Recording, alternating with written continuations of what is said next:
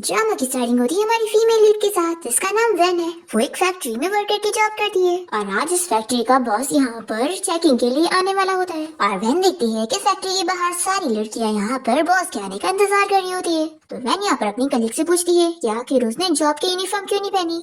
तो वो तो इसका मजाक उड़ाने लग जाती है कि तुम जैसी गाँव की लड़की को क्या ही पता होगा, आज यहाँ पर कंपनी का बॉस मिस्टर जिनशी आने वाला है। यहाँ पर ये लड़कियां कहने लग जाती है कि वो मिस्टर जिन के बारे में रूमर है कि आज तक उसे कोई लड़की पसंद नहीं आई, तो क्या पता वो मुझे पसंद कर ले। अगर मैं बॉस की वाइफ बन गई ना तो फिर तो मुझे यहाँ पर काम करने की जरूरत ही नहीं। तभी यहाँ पर कार आके रुकती है और उसमें से इस कंपनी का बॉस बाहर निकलता है, जिसका नाम मिस्टर जिन है और यही हमारे इस ड्रामे का मेन लीड है।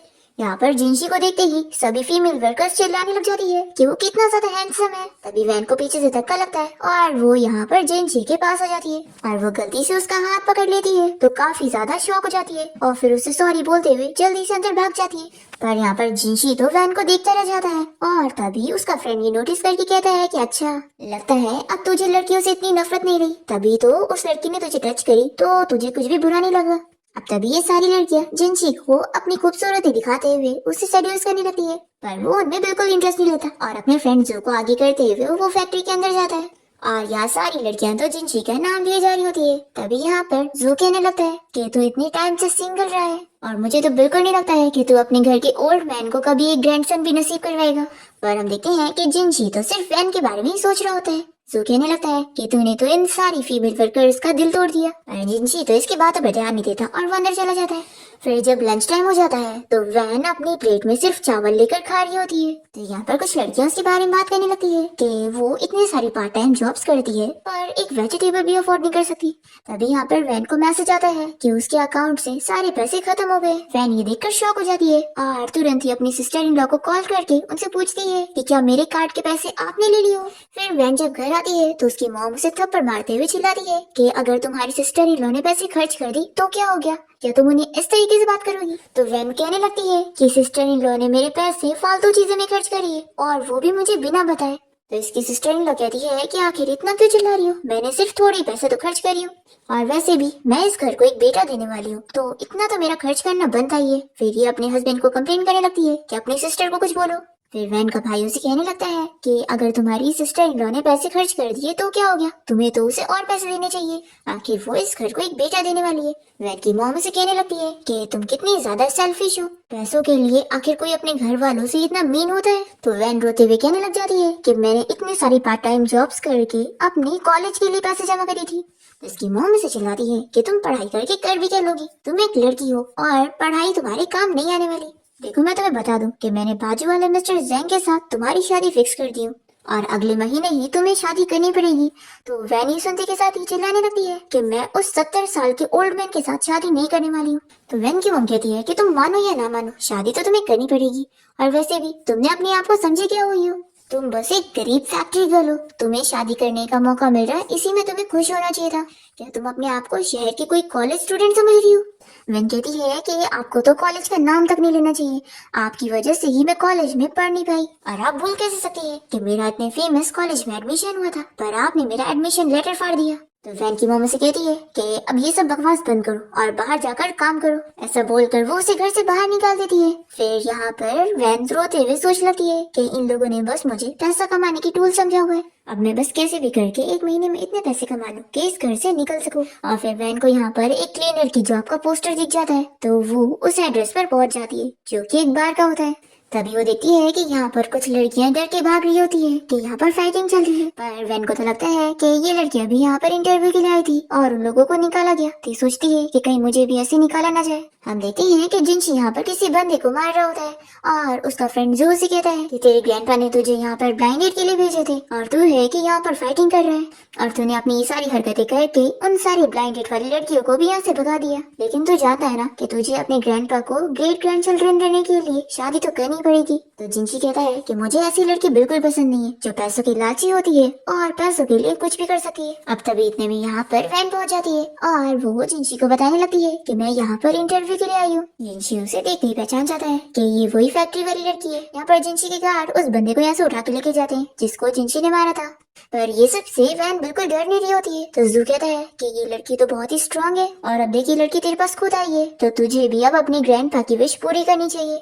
और फिर जू यहाँ पर जिनशी को ड्रिंक पकड़ा कर यहाँ से चला जाता है। फिर जिनशी वैन को अपने आप को इंट्रोड्यूस करने के लिए बोलता है और पूछता है कि तुम्हारा नाम क्या है और क्या तुम माइनर हो। तो वो बताती है कि मेरा नाम वैन है और मैं 19 इयर्स की हूँ, एडल्ट हूँ। तो ये कहता है कि तुम जानती हो ना कि तुम्हें क्या काम करना है। तो ये कहती है कि हाँ, मैं अच्छे से काम कर लूंगी। फिर जिनशी पूछ लगता है कि तुम कितने पैसे लोगी। तो ये सोचती है कि लगता है मैंने इंटरव्यू पास कर ली। वो उससे पूछती है कि क्या तुम मुझे 20,000 दे सकते हो। तो ये कहता है कि 1 घंटे के लिए मैं दे दूंगा।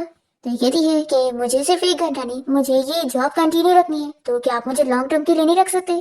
तो ये सोचता है कि मुझे यकीन नहीं हो रहा कि ये ऐसे टाइप की लड़की है और मैंने ये एक्सपेक्ट नहीं करा था। सच में इस लड़की को मैंने अंडर एस्टिमेट कर दिया। ऐसा सोचते हुए ये यहाँ से जाने लगता है। पर फिर यहाँ पर जिनशी को बहुत ही तेज गर्मी लगने लग जाती है और वो समझ जाता है कि उसके फ्रेंड जू ने उसे ड्रग देकर गया है। फिर ये उसे कह देता है कि तुम्हें 1 घंटे का 20,000 चाहिए ना, मैं तुम्हें दे दूंगा। ऐसा बोलकर वो उसे किस करने लगता है। तो वो इसे दूर करते हुए कहती है कि तुम आखिर ये क्या कर रहे हो। जिनशी कहता है कि क्या हुआ, तुम कंटिन्यू नहीं करना चाहती हो। तो ये कहती है कि बिल्कुल नहीं। ये इसे बताता है कि मुझे मेरे फ्रेंड ने ड्रग दे दिया है, तो तुम मेरी हेल्प कर दो और अपना प्राइस बताओ। तो वैन कहने लग जाती है कि मिस्टर, आपने मुझे गलत समझ लिया, मैं ऐसे काम करने नहीं आई हूँ। तो जिनशी से चिल्लाता है कि अगर ऐसी बात है तो यहाँ से चली जाओ और अब मैं जीऊ या मरूं, तुम्हारा इसे कोई लेना देना नहीं है, तुम निकल जाओ। फिर वैन इसे सॉरी बोलकर जल्दी से यहाँ से भागकर जा रही होती है। पर तभी वो देखती है कि इसकी हालत काफी खराब हो रही है। तो वैन को ये देख ही नहीं जाता और वो वापस आ जाती है जिनशी की हेल्प करने के लिए और उसे किस करने लगती है और दोनों ही नाइट स्पेंड कर लेते हैं। इसी के साथ ही 1 महीना बीत जाता है और यहाँ फैक्ट्री में सभी वर्कर का फुल बॉडी चेकअप हो रहा होता है।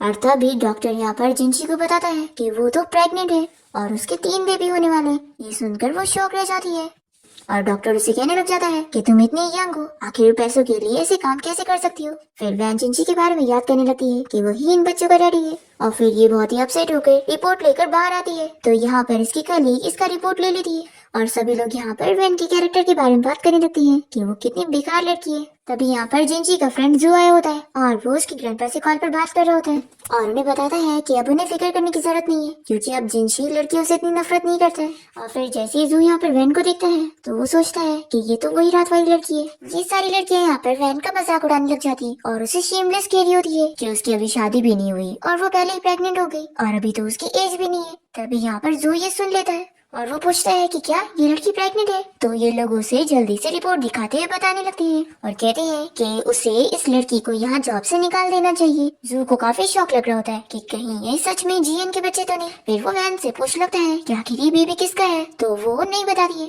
फिर लड़की वैन से कहने लगती है कि अब उसे यहाँ से फायर कर दिया जाएगा। पर जो यहाँ पर सभी को चिल्लाता है और इन लोगों को जाने के लिए बोलता है। फिर वैन यहाँ पर जो को जिनशी का कार्ड दे देती है और उसे कह देती है कि तुम जाकर उसे ये दे देना और कह देना कि उसका इस सब से कोई मतलब नहीं है। फिर जो तुरंत ही कॉल करके वैन की सारी डिटेल इन्फॉर्मेशन निकलवाने के लिए बोलता है कि क्या उसकी लाइफ में पहले कोई मैन रहा है। फिर इसके बाद वैन जब अपने घर पहुंचती है तो वो अपने मॉम और भाई को बात करते हुए सुनती है जो कि कह रहे होते हैं, जो कि बात कर रहे होते हैं कि हमें जल्द से जल्द वैन की शादी कर देनी चाहिए, फिर हमें 2 लाख का फायदा होगा।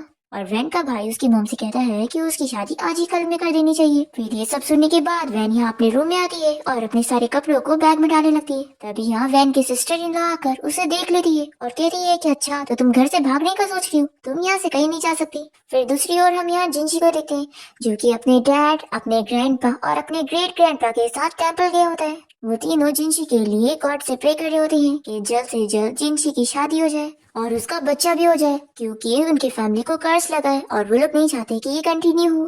तो जिनशी ये सुनकर इन तीनों से कहता है कि आखिर गॉड से ये सारी चीजों की प्रे करने की क्या जरूरत है। तो वो तीनों इससे कहते हैं कि इसकी बहुत जरूरत है। जिनशी के ग्रेट ग्रैंडपा उसे इस बारे में बताते हैं कि उनकी फैमिली 7 जनरेशन से ऐसे ही रही है कि शादी के बाद भी उन्हें टाइम पर बच्चे नहीं होते और काफी लेट बच्चे होते हैं। तो इसलिए लोग चाह रहे होते हैं कि जल्द से जल्द जिनशी की शादी हो जाए और ये लोग उसके बच्चे का मुंह देख पाए। जिनशी के ग्रेट ग्रैंडपा कहते हैं कि वैसे तो इस चीज में तुम्हारी भी पूरी मेहनत लगने वाली है, लेकिन ये प्रॉब्लम हमारी फैमिली के लगे हुए कर्ज का भी है। तभी तभी यहाँ पर जिनशी का फ्रेंड जू भागते हुए आता है और उसे बताने लगता है कि जिनशी तूने उस रात जिस लड़की के साथ नाइट स्पेंड किया था वो प्रेग्नेंट हो गई है। ये सुनते के साथ ही जिनशी के डैड, ग्रैंडपा और ग्रेट ग्रैंडपा खुश हो जाते हैं और वो जो से आके पूछते हैं कि वो कोई झूठ तो नहीं बोल रहा है। तो वो कहता है कि मैं आप लोगों से झूठ कैसे बोलूंगा। तो जिनशी कहता है कि आखिर वो रिपोर्ट असली कैसे हो सकती है, ऐसी कई लड़कियां मेरी लाइफ में आ चुकी है जो पैसों के लालच में मेरी बच्चे की मॉम बनने की एक्टिंग किया करती है। तो जोई से रिपोर्ट देते हुए कहता है कि तू खुद देख ले, ये रिपोर्ट असली है। जो जिंक्सी से कहने लगता है कि चलो अच्छा हुआ, तूने अपनी फैमिली का नाम रोशन कर दिया। फिर यहाँ पर तीनों जन भी जल्दी से रिपोर्ट लेकर देखने लगते हैं और कहते हैं कि हमें तो बिलीव नहीं हो रहा। फिर ये तीनों ही बहुत ही खुश हो जाते हैं और जिंक्सी से कहते हैं कि तुम अपनी वाइफ को घर ले आओ, हम उसे मीटिंग गिफ्ट देना चाहते हैं और तुम्हारे होने वाले बच्चों का ख्याल रखना चाहते हैं। पर जिंक्सी यहाँ पर वैन के बारे में याद करने लगता है कि उसने जब उसकी हेल्प कर दी थी तो उसने उसे बोला था कि 1 घंटे का, जैसा कि उसने उसे प्रॉमिस करा था 20,000, तो उसे वो सिर्फ 20,000 नहीं बल्कि 1 मिलियन दे रहा है, ऐसा बोलकर अपना कार्ड देने लगता है।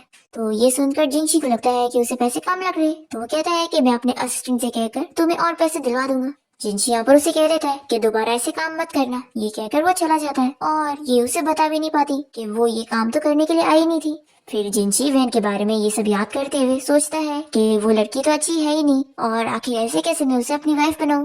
दूसरी तरफ वैन की सिस्टर इन लॉ उसकी मॉम को बता देती है कि ये घर से भागने वाली थी, तो इसकी मॉम इसे थप्पड़ लगाती है कि आखिर ऐसे कैसे तुम शादी छोड़कर भाग सकती हो।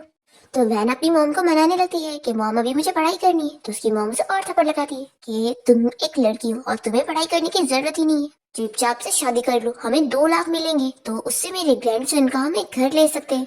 फिर यहाँ पर वैन का भाई कहने लगता है कि मॉम क्यों ना हम इसी वक्त ही इसे मिस्टर जैन को जाके दे दे। फिर ये लोग वैन को इसी वक्त ही ले जाने की कोशिश करते हैं, तो वैन इन लोग को बता देती है कि मैं प्रेग्नेंट हूँ। तो ये लोग बिलीव नहीं करते और कहते हैं कि तुम जरूर झूठ बोल रही होगी। तो वैन तुरंत ही अपना रिपोर्ट दिखाती है। तो वैन की मॉम से चिल्लाने लगती है कि आखिर वो ऐसा कैसे कर सकती है और वो उसे पूछती है कि आखिर वो मैन कौन है, तुम उसे अभी इसी वक्त बोलो कि वो हमें 2 लाख दे, नहीं तो हम तुम्हारे बच्चे को नहीं छोड़ेंगे। तो वैन का भाई कहता है कि मॉम अब 2 लाख नहीं, अब हम 3 लाख लेंगे। तो वैन कहती है कि क्या आप लोगों को सिर्फ पैसों की पड़ी है। तो इसकी मॉम कहती है कि तुमने हमारे पैसों का नुकसान करा दियो, इसलिए हमारा अभी टाइम मत वेस्ट करो और बताओ कि वो मैन कौन है।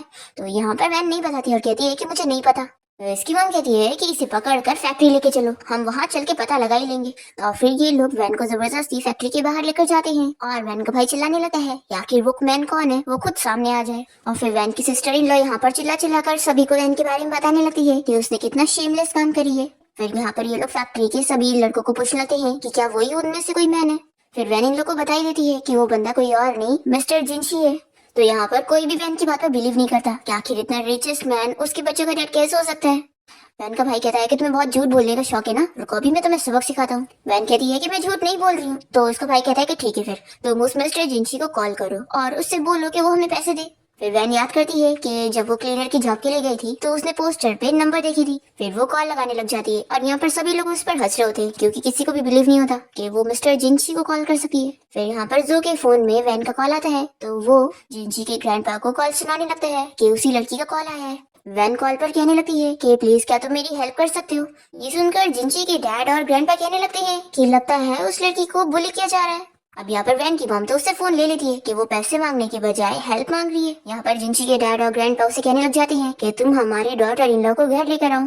तभी यहाँ पर जू जिंक्सी को बताता है कि उस लड़की ने आज मुझे तुम्हें देने के लिए कुछ दी थी और बोली थी कि अब तुम दोनों के बीच में सब कुछ क्लियर है। फिर यहाँ पर जिंक्सी को पता लगता है कि वैन ने तो वो कार्ड ली ही नहीं। फिर वो अपने फ्रेंड से पूछता है कि आखिर जिंक्सी को उसने कैसे कांटेक्ट किया था और वहाँ पर कैसे बुलाया था। तो जू बताता है कि उसने क्लीनर का एडवर्टाइजमेंट डाला था ताकि कोई लड़की वहाँ पर आ जाए।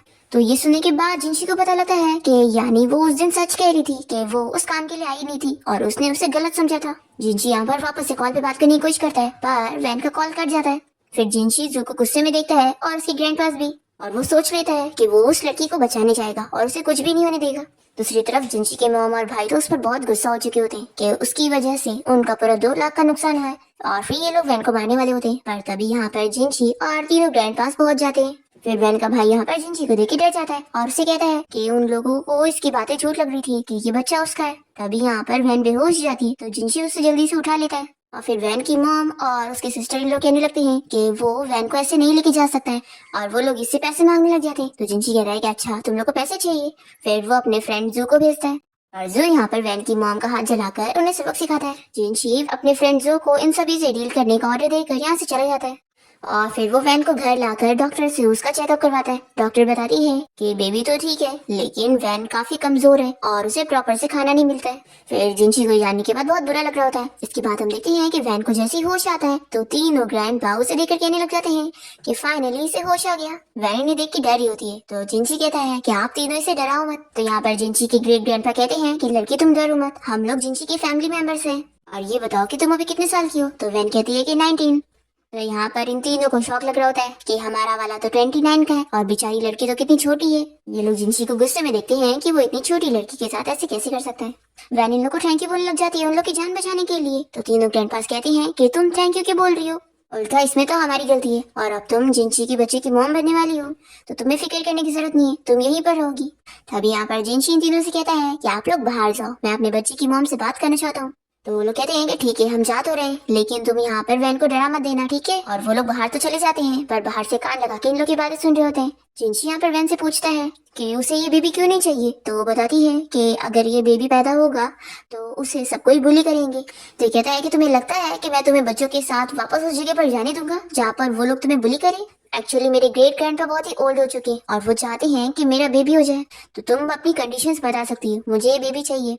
तो विन कहने लगती है कि क्या मैं कोई भी शर्त बोल सकती हूँ। तो ये सोचने लगता है कि देखा ये भी वही सारी लालची लड़कियों की तरह है। ये पूछता है कि बताओ तुम्हें क्या चाहिए। तो ये कहती है कि मुझे कॉलेज जाना है और साथ ही साथ मेरी एक और शर्त है कि क्या मैं हर महीने बच्चे को कम से कम एक बार मिलने आ सकती हूँ। तुम फिक्र मत करो, मैं बस बच्चे से मिलूंगी और तुम्हें डिस्टर्ब नहीं करूंगी। जिंशी तो यहाँ पर शौक होता है कि वो तो समझ रहा था कि वो उसे पैसे मांगने वाली है, पर ये तो कुछ और ही बोल रही है। तभी तीनों ग्रैंडपास जो कि बाहर से सारी बातें सुन रहे थे वो अंदर आ जाते हैं और जिंशी से कहते हैं कि बेचारी बच्ची सिर्फ कॉलेज जाने के लिए बोल रही है, तो आखिर तुम उसके साथ इतना मतलब ही क्यों हो रहे हो, चलो निकलो यहाँ से। और वो उसे बाहर निकाल देते हैं और फिर ये लोग वैन से बात करते हैं। वैन के डैड कहते हैं कि मेरा बेटा मैं जानता हूँ बहुत ही गुस्से वाला है और तुमसे काफी बड़ा भी है, पर तुम फिक्र मत करो, देखना वो तुम्हें बहुत ही प्यार से रखेगा। फिर जिंशी के ग्रेट ग्रैंडपा ब्रेसलेट निकालते हैं और वैन को देने लगते हैं और कहते हैं कि अब से तुम इस घर की फैमिली मेंबर हो और ये तुम्हारा है। तो वैन को यहाँ पर बहुत ही खुशी मिल रही होती है कि वो लोग इसे अपना घर समझने के लिए बोल रहे हैं। दूसरी तरफ जिंशी बाहर आने के बाद अपने फ्रेंड जो से पूछता है कि क्या मेरा चेहरा बहुत ही गुस्से वाला है। तो इसका फ्रेंड जो कहता है कि हाँ आज तूने सच बोल दिया। तो जिंशी गुस्से में कहता है कि अब मैं जब अपनी वाइफ से मिलने जाऊंगा तो तुम मेरे साथ नहीं जाओगी, नहीं तो तुम उसे डरा दोगे, ऐसे बोलकर ही चला जाता है। तो यहाँ पर जो हंसने लग जाता है कि कितना जेलस पर्सन है। फिर यहाँ पर तीनों ग्रैंडपास जिंशी से कहने लग जाते हैं कि वैन की फैमिली बिल्कुल अच्छी नहीं है, उसका भाई बस जुआ खेलता है और कोई काम भी नहीं करने जाता, और वैन की मॉम लड़की के आगे लड़के को फेवर करती है और उसकी सिस्टर इन लॉ तो बहुत ही मतलबी है, और ऐसी फैमिली में वैन का सरवाइव करना बहुत ज्यादा मुश्किल है। और फिर ये तीनों आपस में डिस्कस करते हैं कि बच्ची बहुत ही अच्छी है और वो पढ़ाई करना चाहती है तो हम उसे पढ़ने देंगे। और ये लोग जिंशी से कहते हैं कि उस बच्ची का फोन टूट चुका है तो तुम उसके लिए नया फोन लेकर आओ। और ये तीनों आपस में डिस्कस करते हैं कि अभी उस बच्ची को रेस्ट की जरूरत है तो हम उसे काफी रेस्ट करने देंगे। और फिर जिंशी के ग्रेट ग्रैंडपा उसे समझाते हैं कि तुम ना थोड़ा स्माइल किया करो और इतना कोल्ड फेस बना के हर वक्त मत घुमा करो, नहीं तो वो लड़की भी तुमसे डर जाएगी। फिर इसके बाद जिंशी तीनों ग्रैंडपास के साथ वैन को लेकर शॉपिंग कर जाता है और वो तो बस बैठकर देख रहा होता है और ये तीनों ग्रैंडपास यहाँ पर वैन के लिए सारी चीजें खरीद रहे होते हैं। पहले वो लोग उसके लिए बहुत ही महंगा फोन चूज करते हैं जिसके लिए वैन मना कर रही होती है, और फिर यहाँ पर तीनों उसे अपनी अपनी पसंद के कपड़े चूज करके देने लगते हैं कि तुम पर ये अच्छा लगेगा। पर वैन जब इन लोग का प्राइस देखती है तो सब बहुत ही महंगे होते हैं तो ये मना करने लगती है। तभी जिंशी कहता है कि फिक्र मत करो, ये पूरा मॉल मेरा है तो तुम जो चाहे वो ले सकती हो। और फिर इसके बाद ये तीनों ग्रैंडपास जिंशी को अलग अलग ड्रेस ट्राई करने के लिए भी भेजते हैं। अभी यहाँ पर जिंशी जैसे ही वैन को इतना तैयार देखता है तो वो भी स्माइल करने लगता है। फिर इसके बाद जिंशी बिल पे करने के लिए जाता है और वैन के लिए और भी रखी हुई सारी ड्रेस को पैक करने के लिए बोल रहा होता है, तो वो मना करती है कि इतनी सारी ड्रेस का मैं क्या करूंगी, इतनी सारी नहीं चाहिए। तभी तीनों ग्रैंडपास यहाँ पर उसके लिए अपनी अपनी पसंद का पर्स लेकर आ जाते हैं और उसे कहने लग जाते हैं कि अब वो कॉलेज जाया करेगी या कहीं बाहर जाएगी तो उसे पर्स की जरूरत होगी। पर वैन जैसी प्राइस देखती है तो इतना ज्यादा प्राइस देखकर वो मना करती है और ये लोग तो इतने खुश होते हैं उसके लिए चूज करने में और बिल बनाने के लिए बोलते हैं और कहते हैं कि हम तुम्हारे लिए और अच्छे से चूज करके लाते हैं। वैन तीनों ग्रैंडपास की वजह से इतनी खुश होती है कि वो तीनों उसे कितने अच्छे से ट्रीट कर रहे हैं और ये सोचती है कि क्या कभी ये इन लोगों को रिपे कर पाएगी। फिर इसके बाद मेड वैन के लिए न्यूट्रिशन वाला खाना लेकर आती है तो ये सारा देखकर वो कहती है कि इतना सब की क्या जरूरत थी। तो बताती है कि वो तीनों ओल्ड मैन का ऑर्डर है कि जिंशी ने पहली बार किसी लड़की को घर लाया है तो वो उसका अच्छे से ख्याल रखने वाले। वैन को शौक लग रहा होता है कि वो पहली है। फिर हम देखते हैं कि वैन घर की साफ सफाई के काम करने लग जाती है। जैसी मेड ये देखती है तो सभी मेड्स उसे रोकने लग जाती है कि आखिर वो ये क्या कर रही है। वो लोग कितनी डर जाती है और वैन को जल्दी से रेस्ट करने के लिए भेजती है। फिर यहाँ पर मेड इस बारे में तीनों ग्रैंडपास को बता देती है। पहले तो जिंशी के डैड को जैसे पता लगता है तो वो तुरंत ही अपना जो चेस खेल रहे होते हैं वो छोड़कर निकलते हैं। दूसरी तरफ जिंशी के ग्रैंडपा योगा कर रहे होते हैं और जैसे वो मैसेज देखते हैं तो वो तुरंत ही निकलते हैं। और यहाँ जिंशी की ग्रेट ग्रैंडपा जो कि हॉस्पिटल में चेकअप के लिए गए थे वो भी ये मैसेज देखने के साथ ही तुरंत ही घर के लिए निकलते हैं। और फिर यहाँ जिंशी जो कि अपने ऑफिस में होता है जैसे वो ये मैसेज देखता है तो वो भी घर आने के लिए निकलता है। फिर यहाँ पर हम देखते हैं कि वैन प्लांट्स को पानी दे रही होती है तभी मेड उसे रोकने लग जाती है कि उसे ये सारे काम करने की जरूरत नहीं है और वो उसे पाइप ले लेती है। अब तभी यहाँ पर वैन का पैर स्लिप हो जाता है, वो गिरने वाली होती है और इतने में जिनशी आकर उसे गिरने से बचा लेता है। तो इन दोनों को ऐसे साथ देखकर तीनों तो बहुत ही खुश हो जाते हैं और कहने लगते हैं कि हाँ, यंग लोगों को ऐसे ही साथ रहना चाहिए तो अच्छा लगता है।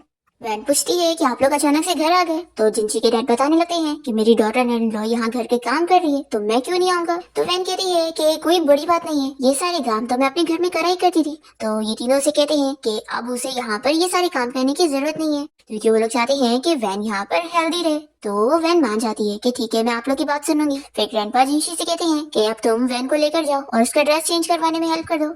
तो जिनशी तो यहाँ पर वैन को उठा के लेके जाता है और वो बहुत ही शर्माने लगती है। फिर वैन बहुत ज्यादा खुश होती है और वो सोचती है कि फैमिली होना ऐसा होता है, आज पता चल रहा है।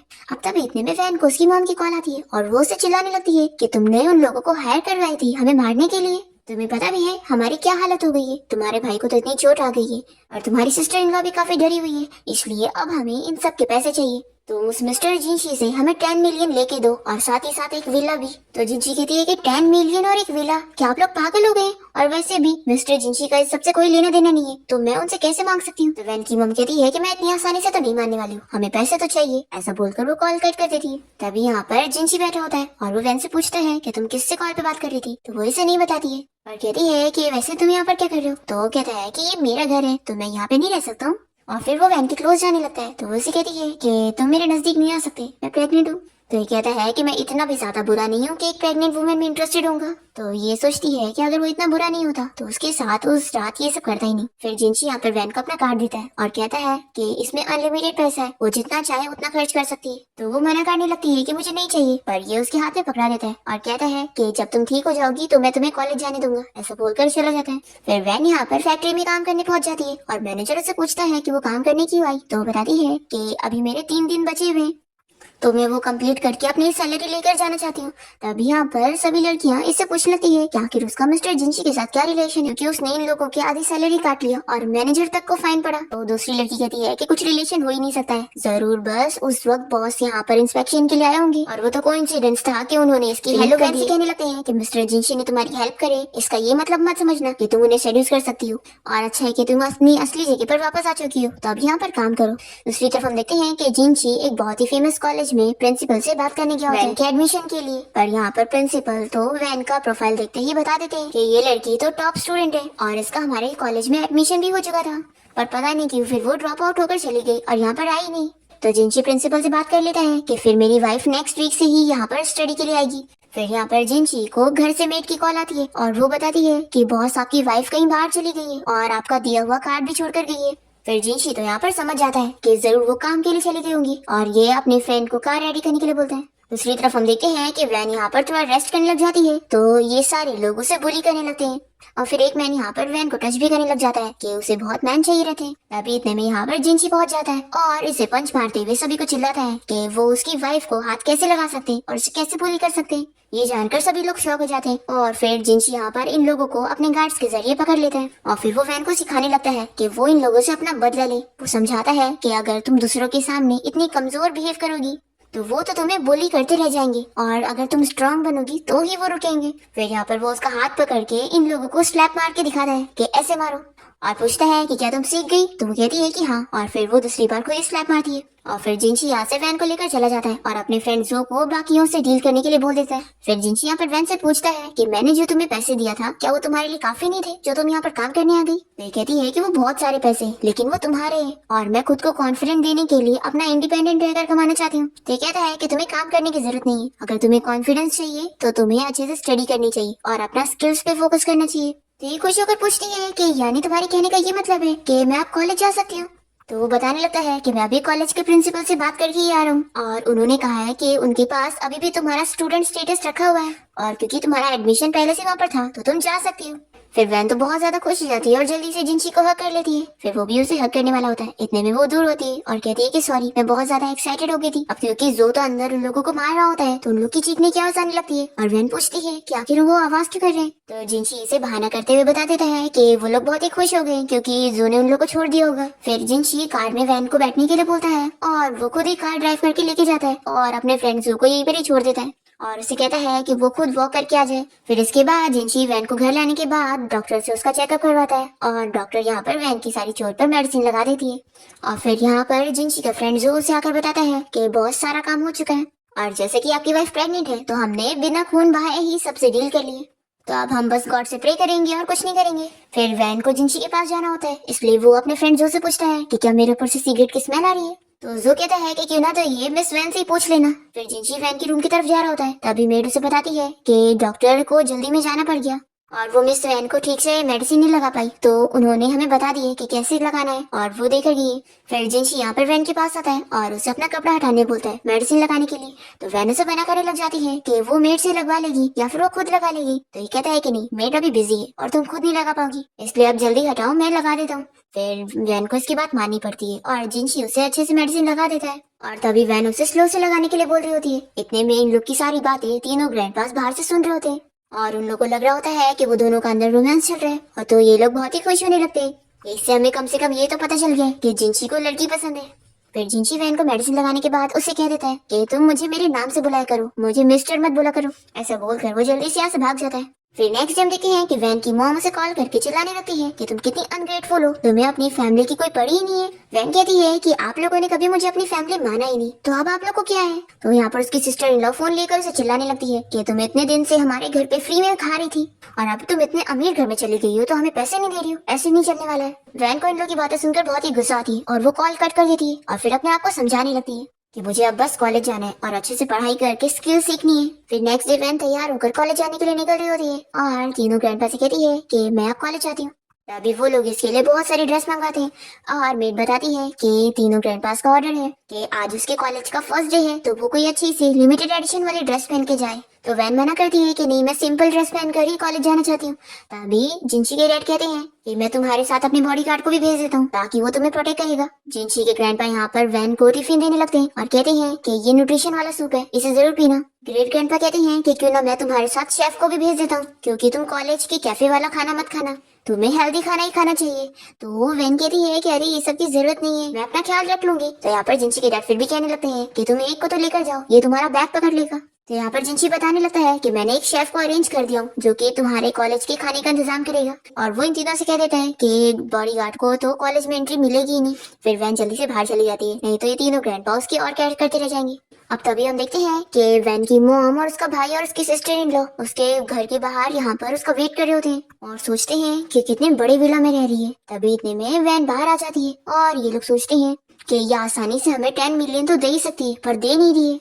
फिर ये लोग चुपके चुपके से वैन के पास जाने वाले होते हैं। इतने में यहाँ पर बॉडीगार्ड्स इन तीनों को पकड़ लेते हैं और उन्हें यहाँ से दूर लेके जाने लगते हैं कि विला के आसपास ऐसे फालतू लोग नहीं नजर आने चाहिए। जिनशी यहाँ पर वैन से पूछता है कि तुम इतनी जल्दी क्यों निकल रही हो, कहीं ऐसा तो नहीं कि तुम कैंपस में रुकने का सोच रही हो। वैन कहती है कि क्या मैं रुक सकती हूँ, फिर मेरी स्टडी के लिए इजी होगा। तो ये कहता है कि बिल्कुल नहीं, चलो तुम कार में बैठो, मैं तुम्हें छोड़ देता हूँ। फिर वो कार में बैठकर जिनशी से कहती है कि वैसे तुम्हें मुझे कॉलेज छोड़ने की जरूरत नहीं है, मैं बस से भी जा सकती हूँ। तो ये कहता है कि किसने कहा कि मैं तुम्हें कॉलेज छोड़ने जा रहा हूँ, मैं तो अपने तीनों बच्चों को छोड़ने जा रहा हूँ। तो चलो अब मेरे बच्चों की सेफ्टी के लिए जल्दी से सीट बेल्ट पहन लो। फिर इसके बाद वो इसे कॉलेज के सामने ले आता है और जिनशी इतनी बड़ी यूनिवर्सिटी देखकर बहुत ही खुश होने लगती है और किसे बाय बोलकर निकलने वाली होती है। तभी अचानक से जिनशी तो उसके बहुत ही क्लोज चला जाता है और फिर उसे लंच बॉक्स देते हुए कहता है कि ये तो तुम भूल गई थी। फिर वैन जल्दी से कार से बाहर निकलकर जाने लगती है और तभी कुछ लोगों से देखते हुए बातें करते हैं कि आखिर ये लड़की कौन है, इतनी लग्जरी कार में से निकल रही है। फिर हम देखते हैं कि जिनशी तो यहाँ से जाते हुए वैन के बारे में सोचकर स्माइल करने लगता है और वैन यहाँ अपनी क्लास में पहुंचकर सभी को अपने आप को इंट्रोड्यूस कराने लगती है। तभी एक लड़की तो सभी को बताने लगती है कि यही वो लड़की है जो आज लग्जरी कार में से बाहर निकली थी।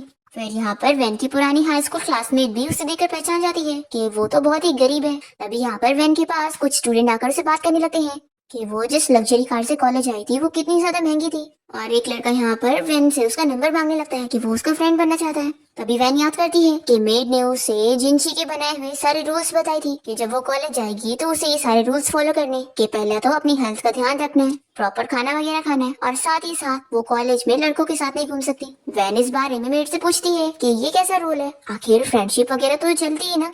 तो मेड बताती है कि ये सारे रूल्स बॉस की तरफ से।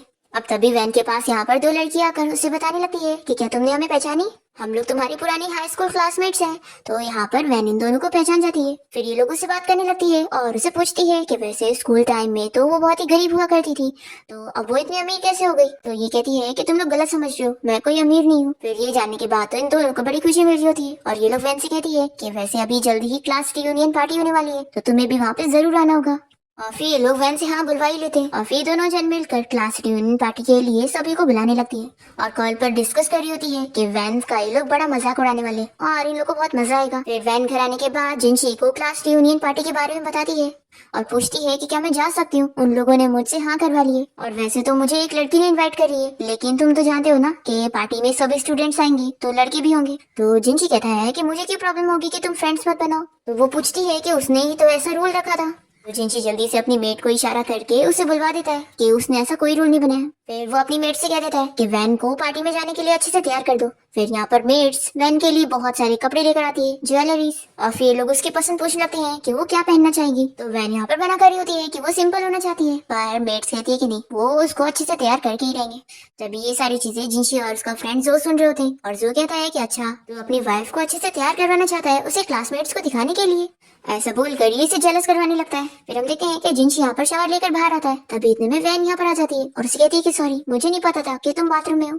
तभी वो इसे रोक लेता है और पूछता है कि तुम किस काम के लिए आई थी। तो ये बताती है कि वो पीछे का बटन बंद नहीं कर पा रही है, तो वो मेड से हेल्प लेना चाहती थी पर वो भी बिजी है। फिर ये जिनशी से कह देती है कि क्या तुम मेरी हेल्प कर सकते हो। तो वो उसे पीछे मुड़ने को कहता है और उसका बटन बंद करने लगता है। फिर वैन कहती है कि मुझे तुमसे एक चीज डिस्कस भी करनी थी कि अब से मैं कॉलेज अकेले चली जाया करूंगी, तुम मुझे छोड़ने मत जाना। तो ये पूछता है कि इसका रीजन क्या है। तो वो कहती है कि उसकी कार से अगर वो रोज कॉलेज जाएगी तो सभी लोग उसके बारे में ही बात करेंगे और फिर वो उसके और अपने रिलेशनशिप के बारे में उन लोगों को क्या बताएगी। तो जिनशी वैन को अपने क्लोज करके पूछता है कि क्या तुम हमारे रिलेशनशिप को एडमिट नहीं करना चाहती हो। तो ये कहती है कि ऑफ कोर्स, क्योंकि हम दोनों दो अलग दुनिया से बिलोंग करते हैं। तो ये उसे और क्लोज करता है और पूछता है कि क्या दो अलग दुनिया वाले लोग ऐसे क्लोज होते हैं। ये कहती है कि मैं पार्टी में जाने के लिए लेट हो रही हूँ, ऐसा बोलकर भाग जाती है।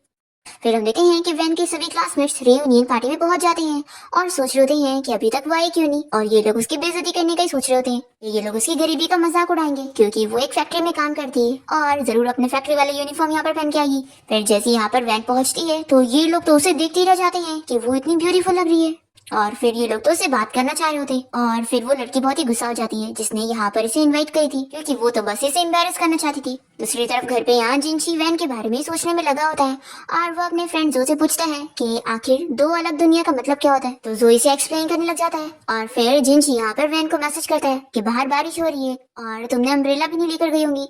फिर ये तुरंत ही वैन को पिक करने जाने के लिए यहाँ से निकलता है। दूसरी तरफ हम देखते हैं कि होटल के बाहर सभी क्लासमेट्स खड़े होते हैं और ये लोग बारिश रुकने का इंतजार कर रहे होते। तभी कुछ लड़कियां वैन से पूछती है कि उसकी फैक्ट्री की सैलरी तो इतनी ज्यादा होगी नहीं, तो आखिर उसने इतने महंगे कपड़े कैसे पहनी है। और वो लोग इसके बारे में कुछ भी बोल जा रहे होते हैं। तो ये पूछती है कि तुम लोग के कहने का क्या मतलब है। लिन कहती है कि तुम इतनी गरीब हो लेकिन तुमने ये महंगे कपड़े इसलिए पहनी हो क्योंकि तुमने किसी रिच ओल्ड मैन को फंसाई होंगी और तभी तो तुम्हें कॉलेज में भी एडमिशन मिल पाया क्योंकि उस ओल्ड मैन ने सबकी है।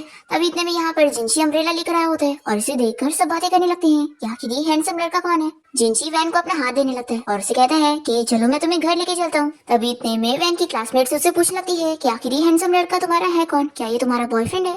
वैन ये सुनकर रुक जाती है। तभी जिनशी उन लोग को बताता है कि मैं इसका फियांसी हूँ। ऐसा बोलकर वो उसका हाथ पकड़ के अपने पास करता है। फिर ये सभी क्लासमेट्स वैन से जेलस होने लगती है कि आखिर उसके पास इतना हैंडसम फियांसी कैसे, और वो लोग जिनशी से कहने लगते हैं कि हैंडसम लड़के तुम्हें क्या ये गरीब फैक्ट्री गर्ल पसंद है। तो जिनशी इन लोग को बातें सुनाता है कि उसे कोई फर्क नहीं पड़ता कि उसके पास क्या है क्या नहीं, वो उसे पसंद करता है। ऐसा बोलकर वो वैन को लेकर चला जाता है। फिर लिन यहाँ पर सभी से कहती है कि क्या फायदा उसके हैंडसम होने का, वैसे भी है तो वो एक गरीब लड़का ना, देखो उसके पास कोई कार भी नहीं थी। और ये वैन कितनी ज्यादा चालाक लड़की है, इसने पैसे के लिए किसी ओल्ड मैन को भी फंसाई हुई है और साथ ही साथ एक गरीब बॉयफ्रेंड भी रखी हुई है। फिर यहाँ कार से जाते हुए वैन जिनशी को देखकर स्माइल करने लगती है कि उसने उन लड़कियों को ये नहीं बताया कि वो उसका बॉयफ्रेंड है, बल्कि बताया कि वो उसका फियांसी है।